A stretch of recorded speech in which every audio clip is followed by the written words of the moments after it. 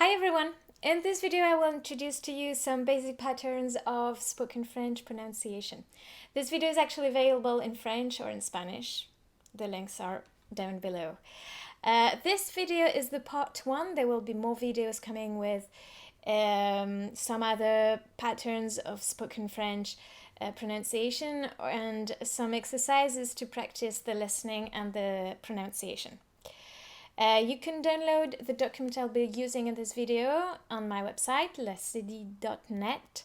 The link is down below as well. Okay, so there are actually some differences at pronouncing between reading and speaking. So when you read out loud French, you pronounce all the words and all the French sounds as they are written. So this is the kind of French you can hear in the news or in a conference. So basically people in those situations tend to pronounce in a more formal way. So they will speak as if they were reading out loud. But when we speak spontaneously in everyday life, well, we don't speak like that. We don't read out loud. So we actually speak different, and we tend to drop sounds. We tend to drop sounds and get to our point faster this way. So maybe you think French people, when you hear them, oh, they actually sound, they speak faster than you were expecting, or maybe they sound different from what you were expecting. Well, this is probably because we drop sounds. We drop and modify sounds when we speak. So this is what this and the following videos will be about. In this video, I will introduce to you what happens when we speak to the words ne, je, tu, and Ilia. Ok, you ready? Vous êtes prêts? Alors on y va.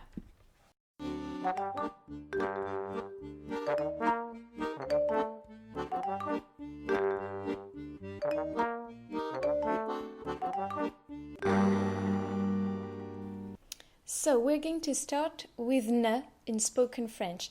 So I remind you that ne is part of the negative form in French.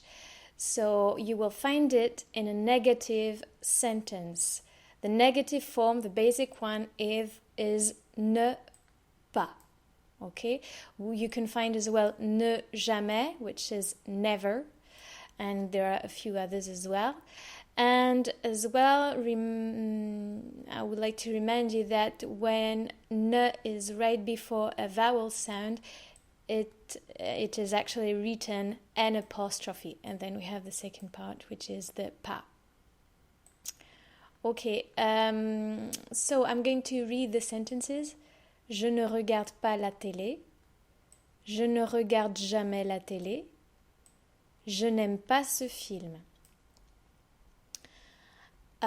So what's going to happen when we speak? We have two options. One which is not used that much because it still sounds a bit written, formal, but I'm going to introduce this to you. And the second one, which is used a lot. So the first one, which is not used much, is that we drop the e.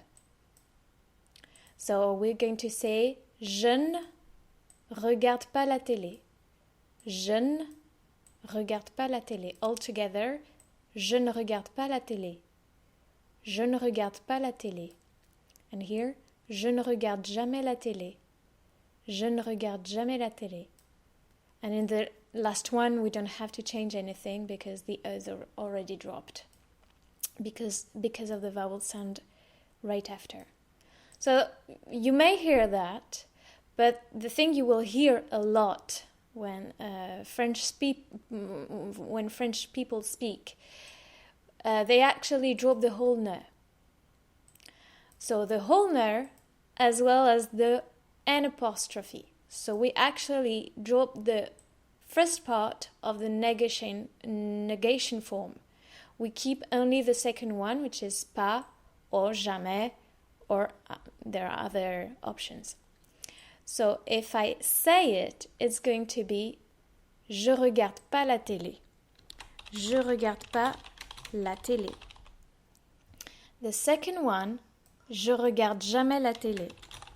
Je regarde jamais la télé. And the last one, j'aime pas ce film. J'aime pas ce film. So what happens to the ne when we speak French? We drop it. We drop the ne or an apostrophe. And you will hear that a lot. That's basically the norm when we speak. Now let's have a look at the je. So the rule is that in spoken French, when we speak French, we drop the e in je. So, for example, the first one, je rentre, we're going to drop the e. So we're going to say je rentre. Je rentre. Second one, je dois, we drop the e, je dois. Je dois. And third one, je mange, je mange. Je mange. So the je becomes je. Je. We have a few special cases because when we have je with one of the following sounds right after, and I'm talking about sounds, not letters. So if you have the sound p or k or th or t, then the je is not going to be j but sh. Sh. Why that? Because it's too difficult to say the je right before these sounds. So for example, je pense, I drop the e, and it will be je pense. Je pense. Je connais, we have the k sound, okay, the k sound, and it's going to be je connais. Je connais. And now the third special case is that when we have je followed by the sound s or sh. In this case, the whole thing becomes sh. So maybe I should have put here that we have voilà. Okay, so let's have a look. Je cherche, I drop the e, and it's going to be cherche. Cherche. Je suis, you will hear a lot, suis. Suis. Je sais, you will hear as well, sais. Sais. And je sors is going to be sors. For example, tu sors à quelle heure? Tu sors à quelle heure? Je sors à 18h. Je sors à 18h. So we drop the e, and there are some modifications depending on the sound right after. But this is the general rule. When we speak, we drop the e for je. Now, let's see what happens with tu. I'm going to read the sentences. Tu aimes ce film? Tu as des enfants? Tu as fini? Tu es fatigué? Tu es arrivé? Tu viens? So what's going to happen if I speak? I'm going to drop the U. And I'll say, t'aimes ce film? T'aimes ce film? Here as well, I'll drop the U. T'as des enfants? T'as des enfants? Here as well. T'as fini? T'as fini? Here. T'es fatigué? T'es fatigué? T'es arrivé? T'es arrivé? And this is, so we drop the U only, we can do that only when it is followed by a vowel sound. Here we have the sound e, which is a vowel sound. So we can turn this into t'aime. We can drop the U. Here we have the sound A, vowel sound, as well here. And here again the sound E, here as well. So here with the last one, tu viens, you see that we have a consonant sound, so we can't drop the E. That will be tu viens, we can't drop it. So the rule is that when we have tu followed by a vowel sound, then we drop the U and it turns into t. So again, tu aimes ce film becomes t'aimes ce film. And now let's have a look at Ilia. So if I read, I remind you that Ilia means there is or there are. So il y a combien de chaises? How many chairs are there? Il y a combien de chaises? Il y a beaucoup de voitures. Il y a beaucoup de voitures.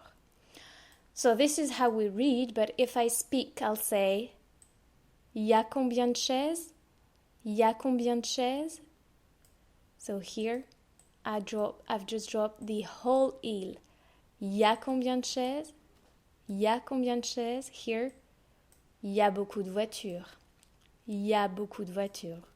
So when we speak, Ilia is not Ilia anymore, but just ya. We drop the il. Ya. Well, I hope these explanations helped you. If you want to download the document again, you can do it. The link is just down below. If you want to watch this video now in French, have a go. The link is below as well. And there is a Facebook page, and if you want to get notified with the next videos, you can subscribe this channel. I would be very happy to read your comments about especially your own experience with spoken French pronunciation. That would be very interesting for me, and I guess for many people. And so thank you very much for watching. I'll see you soon in the next video, in the part 2. So stay tuned and à bientôt!